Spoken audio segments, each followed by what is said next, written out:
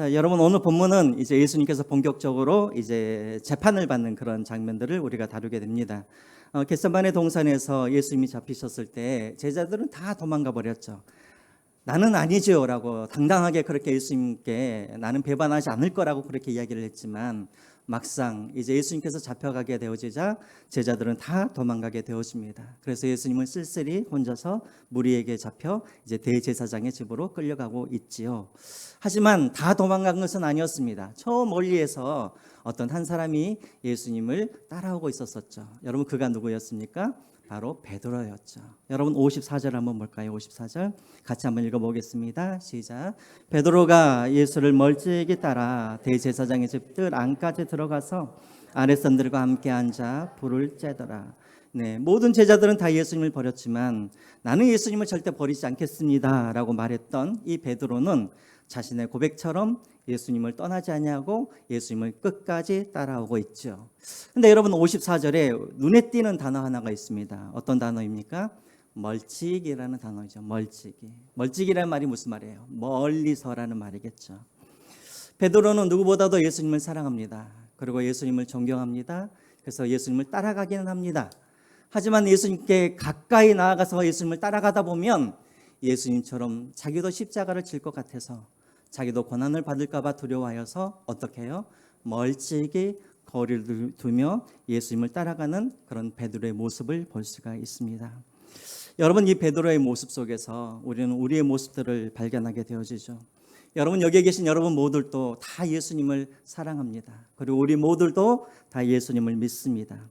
그렇다고 해서 우리가 예수님께 가까이 나아가서 예수님을 가까이 따르는가? 그렇지는 못하죠.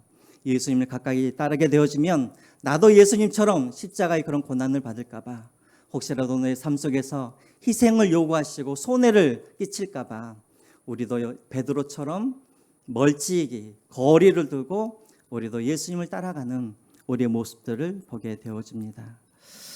제가 이 베드로의 이런 모습을 볼 때마다 한 집사님의 생각이 나는데요.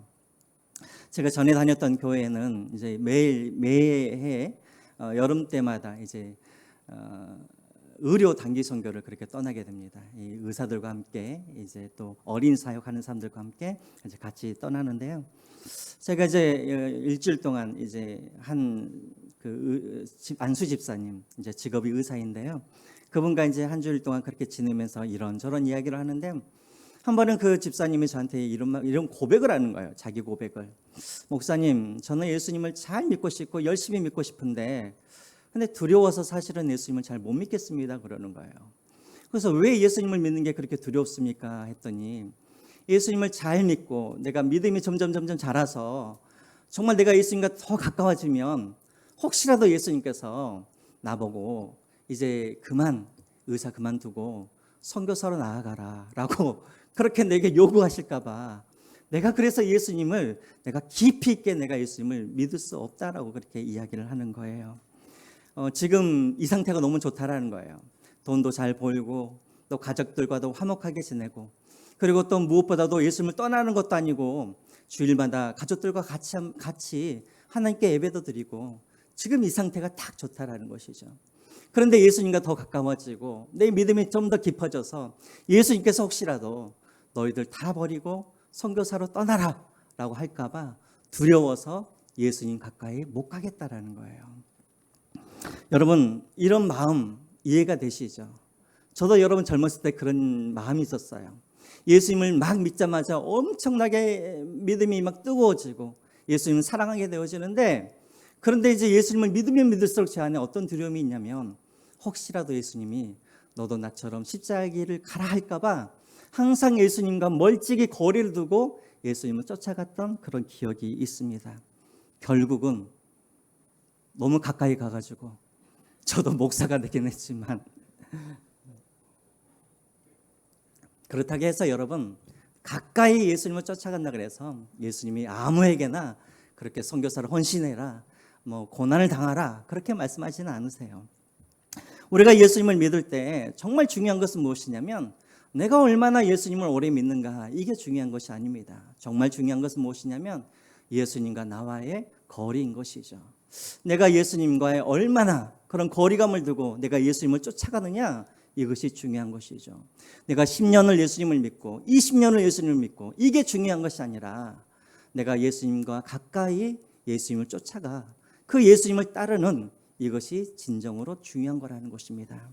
혹여라도 내가 지금까지 10년, 20년을 살았지만 아직도 하나님이 계신지 안 계신지 내가 의심이 생기고 아직도 내 믿음이 갈대처럼 흔들리고 있다면 가장 먼저 점검해야 할 것은 무엇이냐면 주님과 나 사이에 지금 얼마만큼 거리가 떨어져 있는지를 여러분들이 점검하시고 날마다 한 발짝 한 발짝 예수님께 더 가까이 나아갈 수 있는 여러분들이 되시기를 주님의 이름으로 부탁드립니다. 자, 이제 본격적으로 예수님께서 이제 대제사장의 집으로 끌려가셔서 이제 예수님이 재판을 받으시는데요. 자, 여러분들에게 한번 질문을 할게요.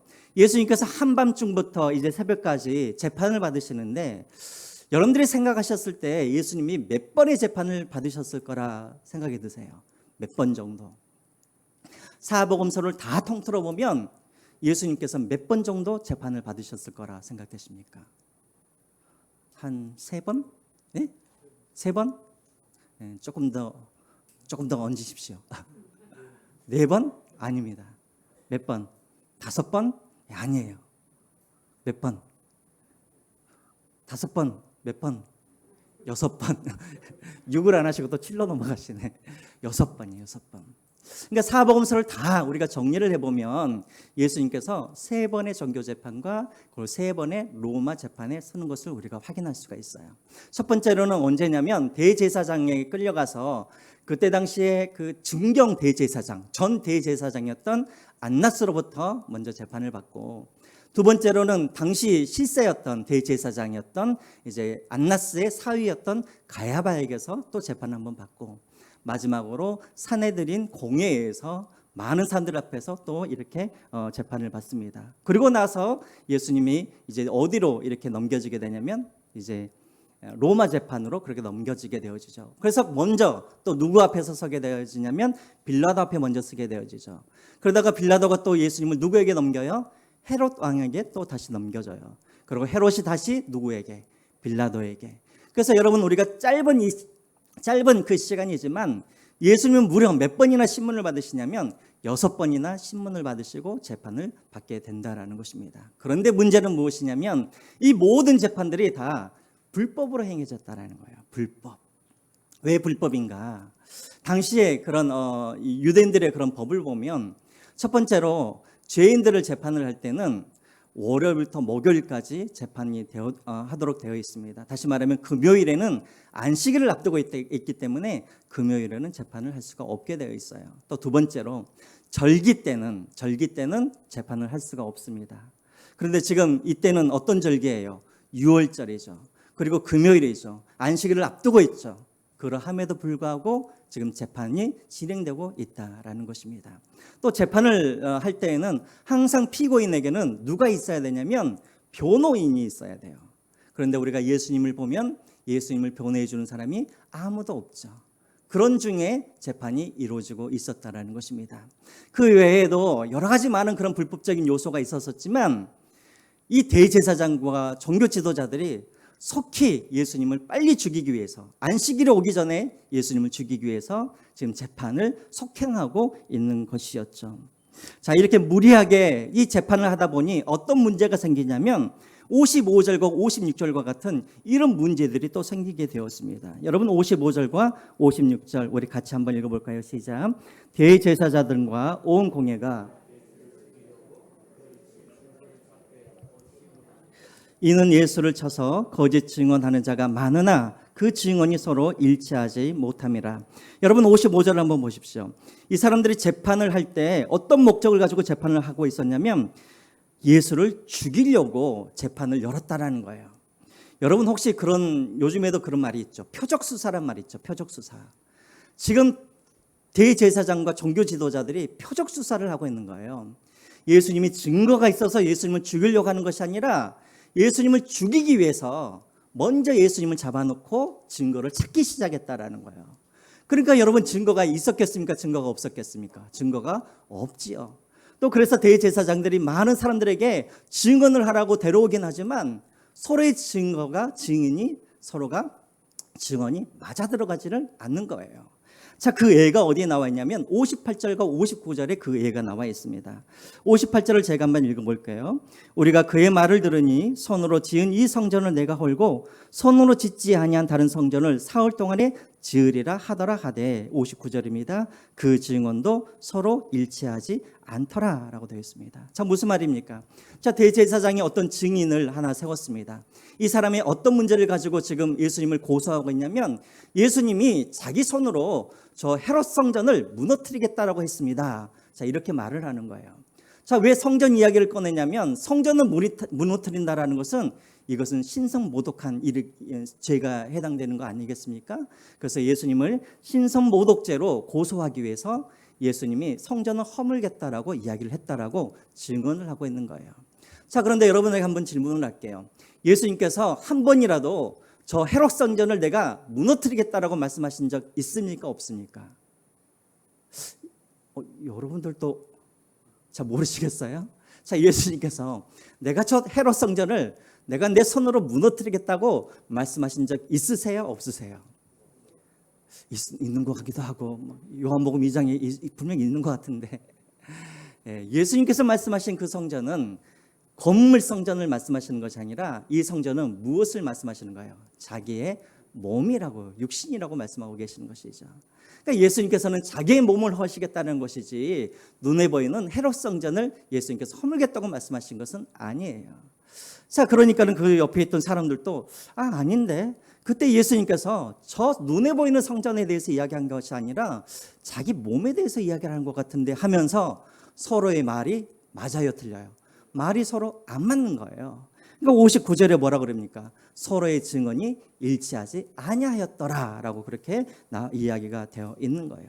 자, 보세요. 표적 수사를 하고 있어요. 또 증인들도 다 틀려요. 증언도 틀려요. 그 재판도 다 처음부터 끝까지 불법으로 재판이 이루어져 가고 있어요. 자, 만약에 여러분들이 예수님이라고 한다면, 여러분 같으면은 이 재판을 그냥 침묵하면서 여러분들은 이 재판을 받으시겠습니까? 아니면 강력하게 항의를 하겠습니까? 저 같으면 항의를 할 것 같아요. 아니, 지금 이 재판을 열 수도 없는 이 새벽에 왜 재판을 열어서, 지금 나는 변호인도 없는데 이런 불리한 조건에서, 그리고 사람들이 서로 증언을 하는데 증언들이 다 틀리는데 왜 당신은 나를 지금 잡아두십니까? 하면서 저 같으면 재판관들한테, 대제사장한테 항의를 할 것 같아요. 그런데 우리 예수님은 어떻게 하시는가? 61절 한번 보시죠. 61절 앞부분만 한번 보시기 바랍니다. 앞부분 볼까요? 침묵하고 아무 대답도 아니하시거늘이라고 되어 있죠. 여러분, 왜 그럴까요? 아니, 불명하게 이 재판이 다 불법이고, 또 증인들의 증언들이 서로 맞지 아니하고, 그리고 불명하게 이것은 표적 수사가 맞는데 왜 우리 예수님은 이 대제사장들에게 항의하지 아니하고 침묵하고 그냥 아무 대답도 아니하고 계셨을까요? 왜 그랬을까요, 여러분?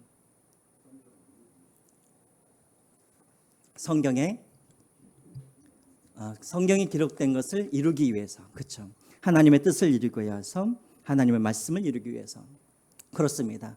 여러분, 저는 지난주에도 제가 여러분들에게 말씀을 드렸지만, 예수님께서 겟세마네 동산에서 검과 몽치를 가지고 오는 사람들에게 예수님이 힘이 없어서, 능력이 없어서 예수님이 잡혀가신 것이 아니라고 말씀을 드렸죠.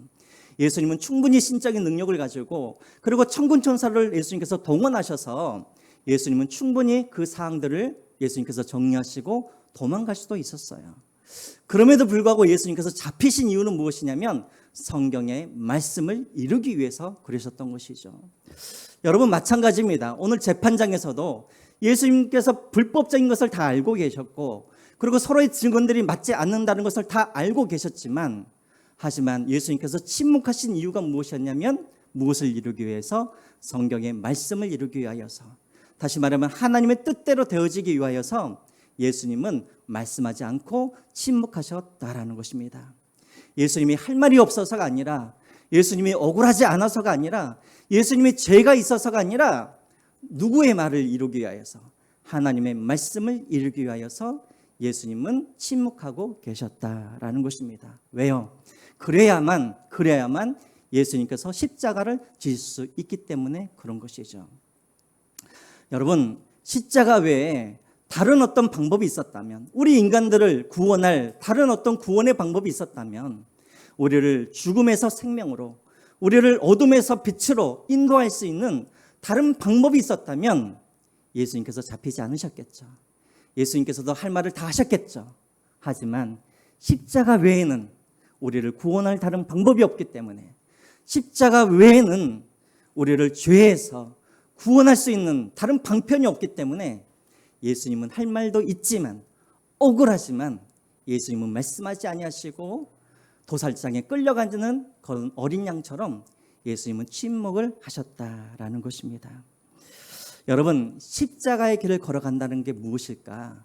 여러분, 이것은 추상적인 것이 아닙니다. 지난주에도 보았고 오늘 또 보았던 것처럼 십자가의 길을 걸어간다는 것은 내가 힘이 없어서가 아니라, 내가 할 말이 없어서가 아니라, 내가 답답하지 않아서가 아니라, 나를 통하여서 하나님의 말씀을 이루고 하나님의 뜻을 이루기 위하여서 말하지 아니하고 나의 힘을 사용하지 아니하는 것, 이것이 여러분 십자가의 길을 걸어가는 그런 길인 것입니다. 여러분, 우리가 살아갈 때 그런 경우를 많이 경험하게 되어지죠. 억울한 일을 당합니다. 답답한 일을 당합니다. 그래서 나도 말하고 싶습니다. 하지만 그렇게 하면 교회가 깨어지고 관계가 깨어지고 저 사람이 시험당하기 때문에, 하나님의 말씀이기 때문에 말하지 아니하고 나의 힘을 사용하지 아니하고 절제하는 것, 여러분, 이것이 바로 십자가의 길을 걸어가는 것이죠. 우리 예수님도 왜 침묵하십니까? 십자가의 길을 걸어가시기 때문에, 자기를 부인하셔야 하기 때문에, 그래야 우리가 구원을 받기 때문에 하나님의 말씀을 이루기 위하여서 예수님께서 침묵하고 계속해서 재판을 받고 있는 거예요. 그런데 이제 여기서 이제 중요한 게 나옵니다. 예수님께서 지금까지는 계속해서 침묵을 하시다가 갑자기 예수님께서 입을 여세요. 언제 입을 여시냐면, 여러분 61절을 다시 한번 보겠습니다. 61절 우리 같이 한번 또 읽어보겠습니다. 시작. 아무 대답도 아니하시거늘 대제사장이 다시 물어 이르되 내가 찬송받을 이의 아들 그리스도냐? 예. 대제사장이 예수님께 다시 한번 물어봅니다. 네가 찬송받을 이의 아들 그리스도냐? 여러분, 여기서 찬송받을 이, 누구를 말하는 것입니까? 하나님을 말하죠. 그러면 대제사장이 하나님의 아들이냐 물으면 될 텐데 왜 찬송받을 이의 아들이냐라고 물어봤을까요? 네? 그쵸. 당시 유대인들은 두려워서 감히 하나님을 하나님이라 부를 수 있어요? 못 불러요? 부를 수가 없어요. 그들은 하나님을 부를 때마다 여호와라는 말도 사용할 수 없고 하나님이라는 말도 사용할 수 없어서 그들은 겨우 사용하는 말이 뭐냐면 주라는 단어예요. 주. 무슨 말인지 아시겠죠? 그냥 겉으로 보기에는 참 경건한 사람들인 것 같아요. 그렇죠? 하지만 예수 그리스도를 죽이기 위해서 수단과 방법을 안 가리는 그런 위선적인 모습들이 여기에서 우리가 발견하게 되어지죠. 자, 다시 말하면 네가 하나님의 아들 그리스도이냐라고 묻습니다. 자, 왜 하나님의 아들 그리스도냐라고 그렇게 물었을까요? 그 이유가 무엇이냐면 예수님이 내가 그렇다라고 말을 하면 예수님을 어떤 죄로 죽이기 위해서, 신성 모독죄로 죽이기 위해서, 함정에 빠뜨리기 위해서 이렇게 질문을 한 것이죠. 자, 그러면 예수님도 그 사람들의 그런 생각을 알았을까요? 몰랐을까요? 알았겠죠. 그러면 예수님도 침묵을 하셔야 되잖아요. 근데 62절을 한번 보시기 바랍니다. 62절 또 같이 한번 읽어보겠습니다. 시작. 예수께서 이르시되 내가 하늘 구름에 타고 오는 것을 너희가 보리라 하시니, 예수님께서 뭐라고 그러세요? 내가 누구니라? 그니라. 헬라어로 에고에미라고 말씀하십니다. 내가 바로 그다라고 말씀하시죠. 그리고 뿐만 아니라 뒤에 덧붙여서 말씀을 하세요. 인자는 권능자의 우편에 앉는 것과 하늘 구름을 타고 오는 것을 너희가 보리라 하시니라. 자, 왜 갑자기 예수님께서 내가 그니라라고 끝내시는 것이 아니라 그 뒤에 이 말씀을 하시는가? 이유가 있습니다. 지금 이 대제사장들이 네가 하나님의 아들 그리스도냐, 이 말 속에는 어떤 뜻이 담겨져 있냐면 네가 로마로부터 우리를 해방시켜줄 그 메시아냐라고 지금 물어보고 있는 거예요. 그래서 예수님이 그들에게 다시 한번 왜 하나님의 아들 그리스도가 이 땅에 오셨는지를 다시 한번 수정을 시켜주시는 것이죠. 나는 로마로부터 너희를 해방시켜주러 오는 사람이 아니라 이제 내가 죽고 내가 부활하여서 내가 하늘나라로 가게 되어지면 나는 하나님 앞 옆에 앉을 그런 하나님이고 나는 구름 타고 다시 오실 이라는 것을 그들에게 말씀하고 있다라는 것입니다. 자, 여러분 이제 저를 한번 보세요. 여러분, 우리는 여기서 한 가지 이상한 것을 우리가 발견하게 됩니다. 하나님은 사람들의 하나님이래요. 예수님은 지금까지 우리가 마가복음을 우리가 보면서 한 번도 사람들에게 공개적으로 나는 하나님의 아들이다라고 말씀하신 적이 있었습니까? 없었습니까? 있었어요? 없었어요? 제자들 말고 사람들 앞에서 내가 하나님의 아들이라고 말씀하신 적이 있어요? 없어요? 없어요. 없어요. 여러분 마가복음 1장에 보시면 1장과 2장에 보시면은 귀신들이 먼저 예수님을 알아봐요. 그래서 귀신들이 뭐라 그러냐면 나는 당신을 알고 있습니다. 당신은 하나님의 아들입니다라고 말을 했을 때 그때 예수님께서 뭐라 그러냐면 뭐라 그래요? 잠잠하라 라고 말을 하죠. 말하지 말라고 그래요. 또 예수님께서 죽은 아들을 다시 살리신 그 사건, 과부의 죽은 아들을 다시 살리셨을 때도 마찬가지고 소경의 눈을 고치셨을 때도 마찬가지고 그리고 또 군대 귀신을 쫓아냈을 때도 마찬가지였지만 그때에도 하나님께서 기적을 베푸신 다음에 예수님께서 기적을 베푸신 다음에 뭐라고 하시냐면 이 일을 다른 사람들에게 알려라 알리지 말라고 하셨어요. 알리지 말라고 하셨어요. 그러니까 지금까지 예수님은 한 번도 공개적으로 사람들에게 하나님의 아들 내가 그리스도다라고 말씀하신 적이 없었어요. 자, 그런데 지금 어떤 상황이에요? 예수님께서 가장 비참한 상황이에요. 예수님께서 가장 나약하고 힘이 없고 예수님께서 가장 뭐예요? 힘이 없는 그런 상태에서 예수님께서 뭐라고 그러시냐면 내가 하나님의 아들이다, 내가 그리스도다라고 말씀을 하고 있어요. 자, 여러분 저를 한번 보셔요. 우리의 생각과 예수님의 생각이 다르다는 것을 우리는 여기에서 알 수가 있어요. 여러분 우리가 생각했을 때는 예수님이 오병이어의 기적을 나타내셨을 때 그 사람들 앞에서 내가 하나님의 아들 그리스도다라고 말을 하면 사람들이 예수님을 믿었을까요? 안 믿었을까요? 더 잘 믿었겠죠. 만약에 예수님이 병자들을 고쳐주시고 귀신들을 쫓아내어주시고 그리고 죽은 딸과 아들들을 살리셨을 때 봐라 내가 하나님의 아들이다라고 내가 그리스도다라고 그때 말씀하셨으면 많은 사람들이 예수님을 믿었을 거예요. 그렇죠? 근데 그때는 예수님이 말씀을 하지 않으세요. 오히려 막으세요. 근데 언제 예수님께서 자신을 드러내시냐면 가장 나약했을 때, 가장 비천해 있었을 때. 여러분 위 뒷절을 한번 보시죠. 65절을 보시면은 사람들이 예수님을 어떻게 해요? 예수님의 얼굴에 침을 뱉어요. 그리고 예수님의 얼굴을 손으로 때려요. 그런데 예수님께서는 한 번도 반항을 하지 아니하시고 그 모든 그런 치욕을 다 당하고 계세요. 수모를 겪고 계세요. 그런데 그때 예수님이 뭐라 그러냐면 나는 하나님의 아들 그리스도다라고 말을 해요. 이상하죠, 여러분.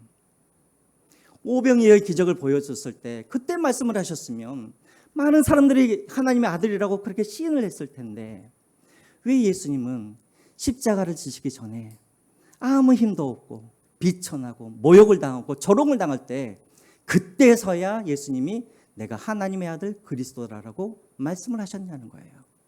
왜 그랬을까요, 여러분? 우리가 보기에는 인기가 최고로 많았을 때 가장 많은 권능과 기적을 보여주셨을 때 그것을 이야기를 하셨다면 오히려 사람들이 하나님을 잘 믿었을 텐데 왜 그랬을까요?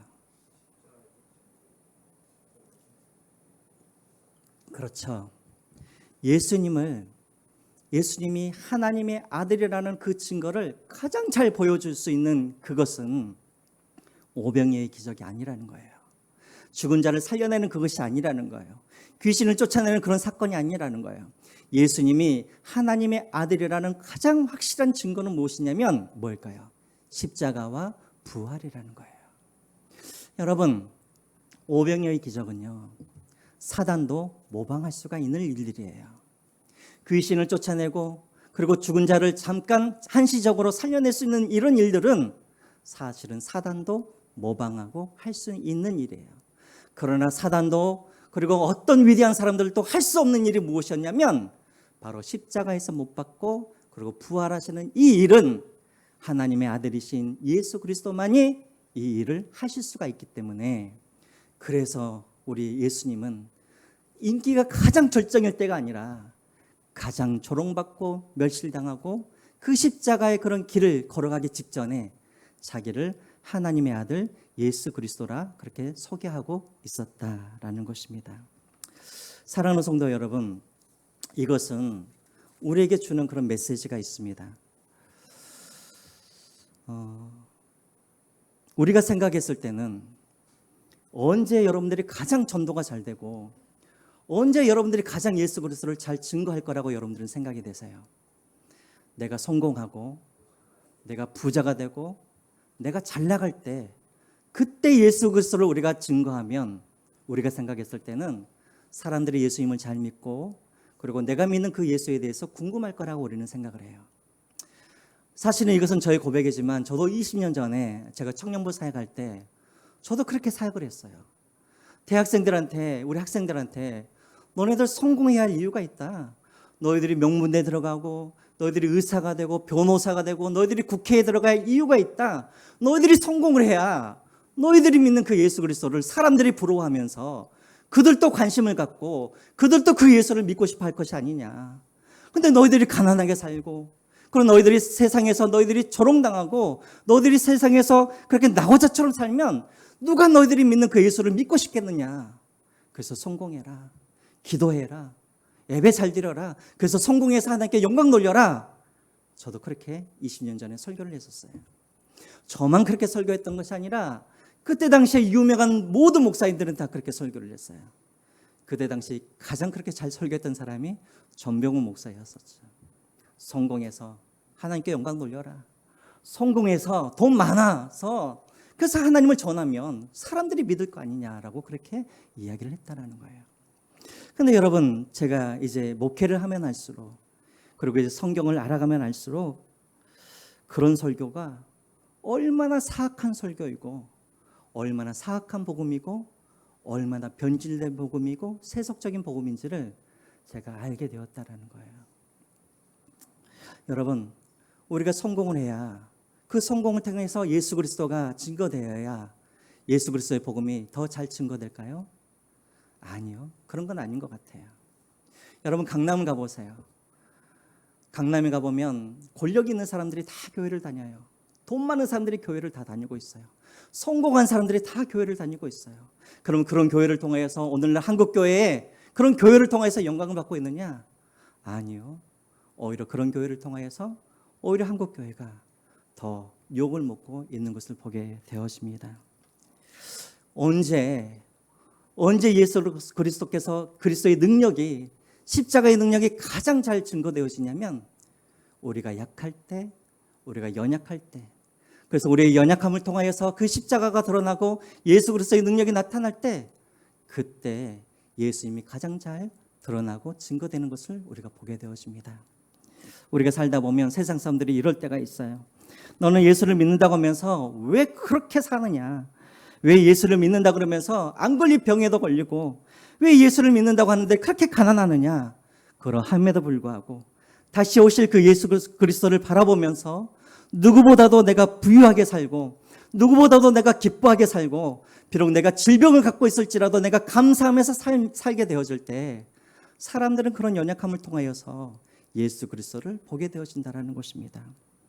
누가 봐도 억울하고 답답한 상황이지만 그러함에도 불구하고 악을 악으로 갚지 아니하고 악을 선으로 갚을 때 그것을 통하여서 사람들은 우리에게서 예수 그리스도를 발견하게 된다는 것이죠. 또 남을 도와줄 그런 처지가 되지 않음에도 불구하고 나보다 더 못한 사람들에게 도움의 손길들을 내가 내밀면서 그들을 도와주었을 때 거기에서 십자가의 능력과 예수 그리스도의 그런 능력들이 거기에서 드러나게 되어 있다는 것입니다. 그래서 여러분, 사도 바울도 똑같은 그런 이야기를 해요.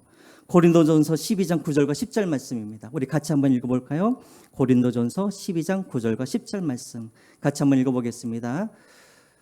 한번 보여주시죠. 고린도 후서 12장 9절에서 10절 말씀.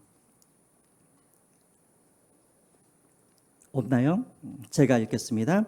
나에게 이르시기를 내 은혜가 내게 족하도다. 이는 내 능력이 약한 데서 온전하여짐이라 하시니라. 그러므로 도리어 크게 기뻐함으로 나의 여러 약한 것을 대하여 자랑하리니 이는 그리스도의 능력이 내게 머물게 하려 함이라. 그러므로 내가 그리스도를 위하여 약한 것과 능력과 궁핍과 박해와 공고를 기뻐하노니 이는 내가 약한 그때에 무엇함이라 강함이라 라고 되어 있죠. 사도 바울도 보십시오. 그는 금을 자랑하지 않습니다. 자신의 지식을 자랑하지 않습니다. 무엇을 오히려 자랑해요? 자기가 약한 것과 능력받는 것과 궁핍과 박해와 공고를 자랑하고 기뻐합니다. 왜요? 그것을 통하여서 무엇이 드러나기 때문에 십자가의 능력과 예수 그리스도의 능력이 그것을 통하여서 드러나기 때문에 그렇다는 것이죠. 사도 바울뿐만 아니라 초대교회 성도들도 마찬가지였습니다. 고린도후서 6장 9절에서 10절 말씀입니다. 여기 나와 있네요. 우리 같이 한번 읽어볼까요? 고린도후서 6장 9절과 10절 말씀 같이 읽겠습니다. 시작. 무명한 자 같으나 유명한 자요, 죽은 자 같으나 보라 우리가 살아있고, 징계를 받은 자 같으나 죽임을 당하지 아니하고, 근심하는 자 같으나 항상 기뻐하고, 가난한 자 같으나 많은 사람을 부유하게 하고, 아무것도 없는 자 같으나 모든 것을 가진 자로다. 그래요. 초대교회 성도들도 마찬가지였습니다. 가진 것이 없었습니다.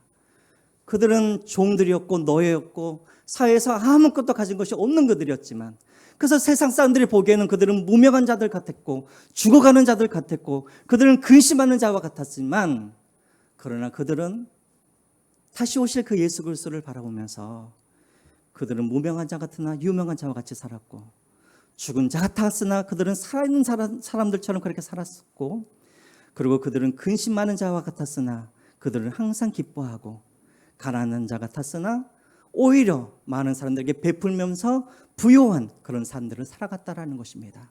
그것을 통하여서 십자가와 예수 그리스도를 증거하며 살아갔다라는 것이죠. 여러분, 이것이 바로 십자가를 걸어가는 삶의 모습인 것입니다. 여러분, 이제 말씀을 맺겠습니다. 여러분, 왜 한국교회가 점점 힘을 잃어가고 있을까요? 한국교회가 돈이 없어서 그렇습니까? 아니면 한국교회 내에 권력가가 없어서 그렇습니까? 아니면 한국교회 내에 유명한 사람이 없어서 그렇습니까? 아니요. 한국교회에 지금도 돈도 많고 유명한 사람들도 많고 권력도 많이 있습니다. 그럼에도 불구하고 점점점 한국교회가 힘을 잃어가는 이유가 무엇입니까? 그것은 너무나 많이 가졌기 때문에 그런 것이죠. 너무나 많이 가졌기 때문에 잃을 것이 너무나 많이 있기 때문에 그렇습니다. 그래서요, 베드로처럼 내가 가진 것을 잃어버릴까 봐 멀리에서 일정한 거리를 두고 예수님을 따라가고 있기 때문에, 차라리 가난했다면, 차라리 가진 것이 없다면, 잃을 것이 없기 때문에 예수님을 가까이 따라가게 될 텐데, 우리는 너무나 많은 것을 가지고 있고 너무나 잃을 것이 많이 있기 때문에 베드로처럼 멀리서 일정한 거리를 두고 예수님을 따라가고 있기 때문에 오늘 한국교회가 십자가의 능력을 잃어버리고 그리스도의 그런 능력을 잃어버리고 살아갈 수밖에 없다라는 것입니다. 여러분, 사도행전의 베드로를 보십시오. 은과 금은 내게 없거니와 내게 있는 이것을 내게 주노니 나사렛 예수 그리스도의 이름으로 일어나 걸어라. 초대교회의 부흥의 역사는 예수 그리스도를 금과 은으로 전하였던 것이 아니라 오직 예수 그리스도의 그 이름만을 가지고 그들이 예수 그리스도를 전했기 때문에 사도행전의 그런 부흥들이 일어날 수가 있었다라는 것입니다. 오늘 우리는 그에 비하면 너무나 가진 것이 많이 있죠.